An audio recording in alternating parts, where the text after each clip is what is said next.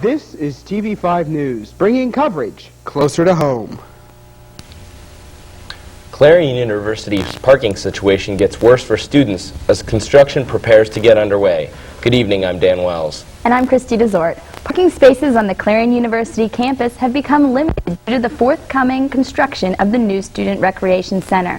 To accommodate room for the rec center, the portion of parking lot B between Marwick Boyd and Campbell Hall and also Payne Street have been closed permanently. Closing the major portion of parking lot B has given rise to potential parking problems for students. This year alone, there has been an unexpected 20% increase in the number of student parking permits, in spite of the enrollment remaining approximately the same as last year. How are students reacting? Christy Mort went out and talked with some students about their views on the parking situation.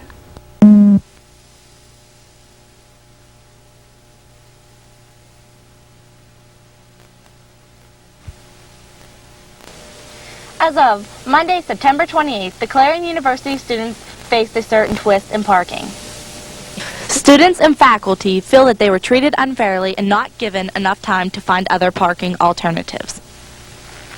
It's terrible that they do this all of a sudden, that we knew it was coming, but we didn't know when, and they didn't make the appropriate, I don't think, parking spaces available. You can't. I'm leaving a half hour before class to find a spot. I bought a car because I live off campus. I'm gonna start leaving it at home, just so I might as well start walking up here for a half hour early. It ain't worth it no more. They sell too many passes. It's silly. I don't like it. I hate it. I usually don't have that much trouble finding a spot, but there are those days when I come over here and I have to drive around for 20 minutes just to wait until somebody comes out of class to find a spot. So I think that if you have a parking permit, you should be guaranteed a spot. It's half together at the last minute, and it sucks altogether. The parking permit situation just blows. Students are questioning why the rec center is being built at this time of the year. They don't understand why it wasn't in effect during the summer. I'm Christy Mort reporting from Clarion University campus for TV5. Thanks, Christy. To compensate for the parking loss, the Parking Committee and the Facilities Planning Committee have devised a plan to hopefully solve this parking dilemma. Parking Lot H by Carrier will become a student-only lot, creating 79 new student parking spaces. Lot I on Wood Street, a Haskell, and the alumni houses will also become a student-only lot, creating 44 new spaces. Lot Q behind Campbell Hall on Wilson Avenue will become student lot except for 2 spots, adding 13 new spaces. Additional employee parking will be created behind the Central Services building, and employees working for some of the contractors will begin parking at the stadium to free up additional spaces for student use. The committees feel that the parking changes will create sufficient spaces for students and employees, with a major portion of parking lot B closed. Their best advice to students: come to campus a few minutes early to allow sufficient time to find a parking space. Available parking spaces will be there, but you may just need to spend a little more time searching for them. After 3 years of meetings and site work, Clarion University's Comprehensive Facilities Master Plan has been approved by the Board of Trustees. This 20-year plan deals with renovations to current CU buildings, the demolition of others, and construction of several new facilities, set to begin December of 1999. This estimated cost of $75 million is geared at making Clarion competitive in the enrollment process. Projects scheduled for the first 5 years include construction of a new student recreation center, a massive renovation to Harvey Hall, Keeling Health Center, and Carlson Library, with a possibility for a major addition and construction of a new student housing facility. Issues being addressed are namely whether or not the new residence halls will be arranged in an apartment-style setting. In response to whether students will be inconvenienced during this master plan, Vice President for Finance and Administration, Dr. Heather Haberacker, stated there will be a short-time inconvenience for the long-term good of the university. This plan will move us forward in all respects. Parking is not the only frustration Clarion University students have to deal with this year. The renovation of Chandler Dining Hall is also posing problems for CU students. Christy Mort has a full report. Dining hall will be undergoing many new renovations throughout the 1998-99 academic year. Students will not be affected by these renovations during their fall semester here at Clarion, but will greatly be affected during their spring 1999 semester. The cafeteria will be limited to only one side, featuring only 2 of the 4 serving lines. Students are very frustrated about this situation.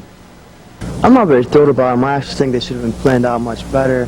And a lot of us only have like so much time for like lunch, you know, we have to get back to class. So, I don't know, it's taking way too much time for them to do this, and I think it should be stopped. I really don't like the renovations here at Chandler because it makes the lines longer and makes everything more unorganized. And I think it's stupid. I feel that it's overcrowded already with the lines. If they cut it down to 2 lines, then it's going to be more hectic. Nobody's going to get their food on time. Classes, you're going to be late. I mean, it's just going to cause a bunch of problems. More than likely, student frustrations will be on the rise during these renovations. We will cover this story throughout the year. I'm Christy Mort reporting for TV5. Back to the studio for more news. Thanks, Christy. Jobless figures for the Clarion area were announced today from the Pennsylvania Job Center in Erie. The Clarion area preliminary unemployment rate for August is 4.3%. Pennsylvania's state rate is 4.4%, with the national rate registering at 4.5%. Last August rate for Clarion was 5.9%. And a little closer to home last Monday, one of the Clarion's oldest restaurants closed their doors for good. After 35 years of service, the Clarion Clipper is no more. Lane Gearing, the restaurant owner, put the Clipper up for sale in March of 1997, and as of now, it still remains on the market.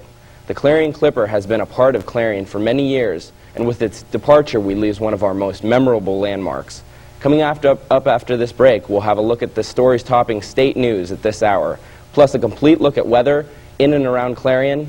We'll be right back after these messages. We Care Hair, located at the 800 Center, has got a new look. With their new owner, Alice Miller, We Care Hair has all your beauty needs. Nails, haircuts, color, and tanning. All at reasonable prices and 7 days a week. We Care Hair now offers a nail technician Wednesday through Sunday. Walk in or call for an appointment at 226-7977. We Care Hair, open Monday through Friday, 9 a.m. till 9 p.m., Saturdays 9 a.m. till 5 p.m., and Sundays from 10 a.m. till 5 p.m. Standing out from the crowd is easy when you stop in at Fashion Bug, located in the Clarion Mall. Whether you're looking for junior trendy, girls, or fashion for women, they have it all with many different styles. With our newly expanded shoe and accessory department, you're surely to find that special touch to enhance that new outfit. And if you have a fashion question, our experts are here to help. That's Fashion Bug, located in the Clarion Mall, just off Exit 9 of Interstate 80. Open Monday through Saturday, 10 a.m. till 9 p.m. Sunday from noon till 5. Welcome back to TV5 News. A woman faces charges in an attack on a Reimersburg police chief. This tops our local stories at this hour. Brenda Goodman of Reimersburg is facing charges after she allegedly attacked the Reimersburg police chief. The chief was attacked after he attempted to arrest the woman's brother for a domestic incident. Goodman allegedly yelled obscenities at Chief Stephen Balunka. The officer was also kicked in the leg and scratched on his arm, according to documents filed by the New Bethlehem District Justice. Goodman is charged with aggravated assault, simple assault, obstructing the administration of law, and disorderly conduct. The police chief said Brenda Goodman was given 5 opportunities to leave the scene before she was arrested. Also in Reimersburg, a 22-year-old man has been accused of attacking a woman who is 7 weeks pregnant. Wayne King is charged with aggravated assault, simple assault, recklessly endangering another person, harassment, and stalking. He has also been charged with making terroristic threats and disorderly conduct. The September 22nd incident happened when King and the woman were arguing. The defendant told the woman that he did not want the baby and proceeded to kick her. The Reimersburg police investigated the scene. Over 15 office buildings in downtown Pittsburgh were evacuated today after fumes of natural gas were detected. Downtown Pittsburgh, as well as the North Side and the Strip District, fell victim to the odors of natural gas earlier this morning. Equitable Gas spokesman Diane Wojcik says that the source of the odor came from a point on the Allegheny River about 25 blocks from downtown Pittsburgh and blew downriver. All Allegheny County offices were evacuated along with the former Alcoa headquarters, USX Tower, County Courthouse, and the Fulton Building. The evacuation took place between 9:30 and 10 o'clock this morning and lasted through 12 o'clock noon when everything resumed to normal. Equitable Gas has not confirmed nor denied a possible leak. Investigations are underway at this time.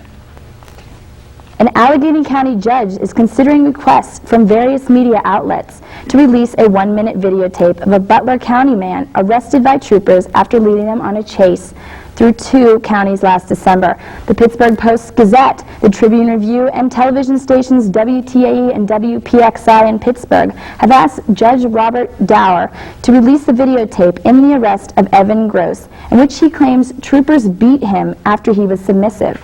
A video camera in the Carnegie police officer's cruiser captured the arrest on tape. The Allegheny County grand jury said the troopers didn't use excessive force, but recommended that 2 other troopers be charged with falsifying reports that claimed Gross tried to run. Dower says he will rule on the request for release of the video later this week. A Johnstown minister has been accused of writing bad checks to a Bi-Lo convenience store. Theodore Tissinger, pastor of the Shiloh Baptist Church in Johnstown, has been accused of writing 4 bad checks, which valued at $50 apiece, while he knowingly did not have the money in his account. Tissinger was involved in a financial dispute with church trustees last year. He was accused of writing checks on the church's account for his own personal use. Tissinger has declined comment at this time. It was wicked weather all around Pennsylvania area last Sunday. Clarion County was able to surpass a tornado warning following Sunday's storms. However, State College was not so lucky. The National Weather Service in State College says there's evidence that a tornado touched down around 6:20 p.m. Sunday in Union County, leaving 2.5 miles path of destruction. The F1 tornado knocked down trees, blew off roofs, and collapsed a metal grain silo in a nearby area. Making national weather, Hurricane George has now been downgraded to a tropical depression. Mike will have a complete look at this storm and your local weather coming up. Fill your tummy with the things that are yummy at the Donut Hut. Our menu not only offers a variety of donuts, but many new items such as bagels and English muffins. The Donut Hut also offers a daily lunch special for only $1.95. Stop by on Mondays and receive a small coffee and 2 donuts for 99 cents. Thursdays offer a 10% discount for students. That's the Donut Hut, located on Main Street in Clarion. Open Monday through Saturday, 5 a.m. to 8 p.m., and on Sundays from 5 a.m. to 6 p.m. Tell them that you saw this commercial on TV5 and receive a free donut at the place with donuts and a whole lot more.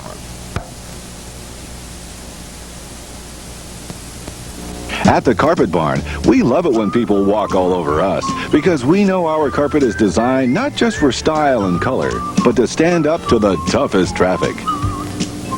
It's soft enough for the baby to crawl on, yet stain-resistant enough for the pets to run on. And its beauty will last for years. So for the walk of your life, come to the Carpet Barn. We have your best interests underfoot. 3, 2, and a very pleasant good Tuesday evening to you from the TV5 Weather Center. I'm Mike Markowinski. As we've been reporting all week long on the TV5 News and WCUC, Hurricane George, now a tropical storm, is now affecting the southern part of the Gulf area down here, which will bring the rain showers, which has dropped almost nearly 17 inches in certain parts of the area. Up north, closer to home, we will see that a line of a low pressure will be pushing its way down. Cloud cover and storms will be heading into our way by Thursday. Let's go ahead and take a look now at our Earthwatch system. As we can see behind us, these rain showers will be pushing from the north down, give or take a few days. We won't receive much. They won't be heavy. But as you can see, George is coming with it, heavy downpours. So hail, golf ball size hail was reported. Let's go and take a look now at the 5-day planner. And as we can see here, we'll go to a high of 75 and a low of 54. Tonight we reached that high. Tomorrow we'll have a high of 81, a low of 59. And for Thursday, high of 61, low of 36. And for Friday, a high of 56 and a low of 39. Don't forget to join me mornings on The Morning Show on 91.7 WCUC to stay up to date with the latest weather. Now let's send it back to the news desk, and here's Dan. Thanks, Mike. In national news, the Supreme Court will be deciding a sexual harassment case. This term, the suit is led by a 5th grade girl claiming harassment from a fellow classmate. The case from Georgia comes whether educators violated a federal law when they failed to stop the harassment effectively. A federal appeals court rules that federal law does not cover student-on-student harassment. The Clinton administration took a stand by asking the court to overturn the ruling. The administration stated that the law applies to harassment of students and/or teachers by other students. The suit was filed by Arula Davis, a mother of the fifth grader. She claims her daughter endured 5 months of sexual harassment and abuse by a fellow fifth grade classmate. The boy had allegedly touched the girl's breast and rubbed against her. He also repeated talk of sex with the girl. The lawsuit says that the girl and her mother reported the incidents to the school officials, but no disciplinary action was taken against the boy. The defendant eventually pled guilty to sexual harassment and battery after the victim's mother involved county authorities. In related news, Fort Worth police got a wake-up call from a school bus security camera, that is. What police viewed came very close to an X rating. Horrifying scenes of fellow male classmates groping girls and holding down the victims to simulate sex acts were shown. The children involved are middle school students from the age of 12 to 15. Victims say these scenes took place every day. However, this was not the only incident the cameras picked up. Also on the tape, a boy was shown being hit with a rock and appears to be hurt. Fellow classmates duck as they too are hit with flying debris. 7 students are suspended at this time. The bus driver in this situation only complained once about the problem when rocks hit the bus. She too is suspended at this hour for negligence. In news closer to home, Clarion University and the Clarion Area School District tackled the issue of school violence during the Safe Schools Summit Downlink. TV5 News reporter Mike Dispostaki has the details. Last Wednesday, Clarion University was a downlink site for the Governor's Safe Schools Summit. Gemmel 250-252 played a part in the statewide event. The 1.5-hour show was sent by satellite to various local viewing sites. Local members of the community were invited to view this broadcast. Governor Tom Ridge has made safety in schools a major part of his agenda. Decided to convene the summit as a time and an opportunity for all of Pennsylvania to learn about the successes of some of these communities, the success of community collaboration. So what we're going to do today is highlight some best practices around Pennsylvania. The program took viewers to local school districts throughout the Commonwealth where programs are working to make safer schools. The first stop was the Dallastown School District. Their focus is on prevention. The district began a stay-in-school program which paired up elementary children with high school students. The high school students made contact with their new elementary buddies at least once a week. The elementary children were required to check in with their guidance counselor daily. They earned points which eventually are worth prizes during the year. 90% of the students reduced their absenteeism or tardiness. The next stop on the trip was the Wilkinsburg School District, where the focus was on intervention. Through a variety of programs, the district hoped to establish supportive relationships with students who had achievement and/or behavioral indicators of risk, increase attendance, and increase students' grades. One of the programs that is in place is Choices. The program is provided to all second-grade students and teaches the fundamentals of positive decision-making. The next school visited was the Williamsport Area School District. Probation is a key in Williamsport. A probation officer is now located in the school building to help deter delinquent activity. Caseworkers are also being placed in the district's buildings. The final district discussed in the broadcast was the host site, the Abington School District. One program that worked for them was that conflict resolution and mediation techniques were taught to selected secondary students and teachers.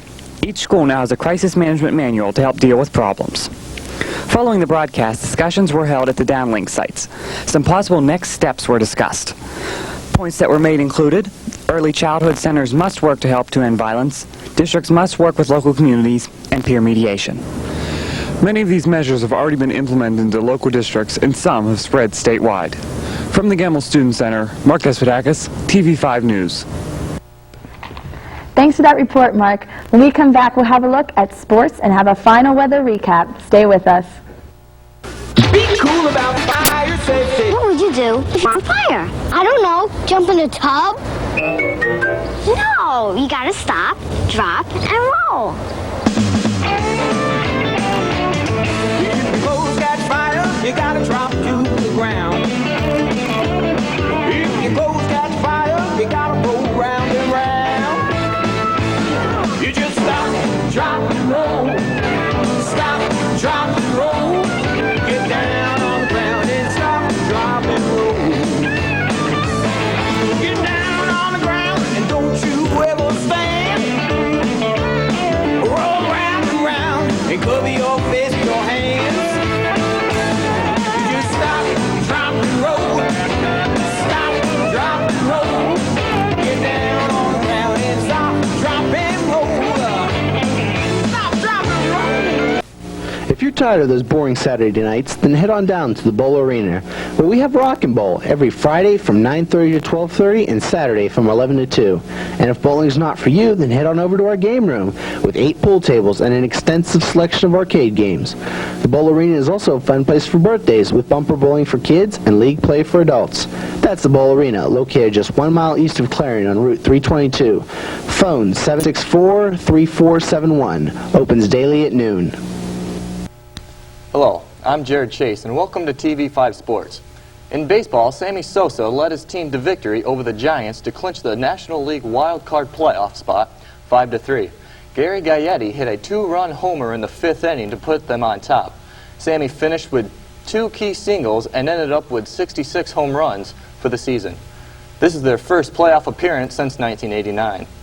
Mark McGwire, on the other hand, is not going to the playoffs, but on a much-needed vacation after his amazing 70-home-run season.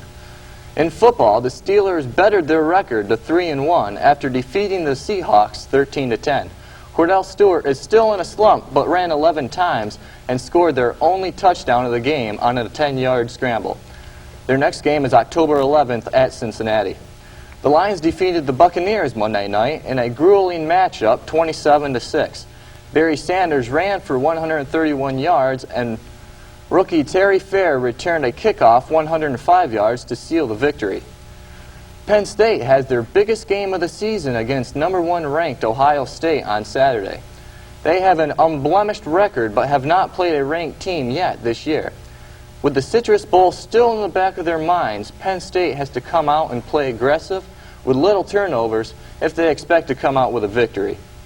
In hockey news, Jean-Sebastian Aubin took Peter Skudra's role as surprise goalie in training camp for the Pittsburgh Penguins. Coach Constantine said he has proved he can make a big contribution to the Penguins organization. For TV5 Sports, I'm Jared Chase. Good night. Thanks, Jared. Mike's here with a look at our weather. Hey, Mike, it's been really nice outside. Is it going to continue for the week? Yeah, it's actually going to continue all the way through until Friday. Tomorrow we're going to look at a high of 71 degrees, partly cloudy, low of 51 by Thursday. Cooler temperatures are on the way as we'll drop to a low, and a high of 57, a low of 33. Christy, Dan? Thanks, Mike. It seems to be one of those dog-eat-dog days in New York, literally. Yesterday, a dog was put on the stand in a Bronx Supreme Court. Spike, a member of the NYPD Canine Squad, took the stand.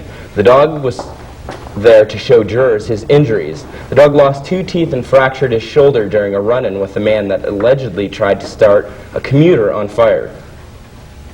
And finally today, the Space Shuttle Discovery is not only going up in space, but also in your local toy stores. Mattel announced that their Hot Wheels action-packed toy will feature 2 astronauts, a space capsule, and a shuttle. This is not only a toy, but an educational tool informing your kids about the first man in space. The scale model goes on sale in late October.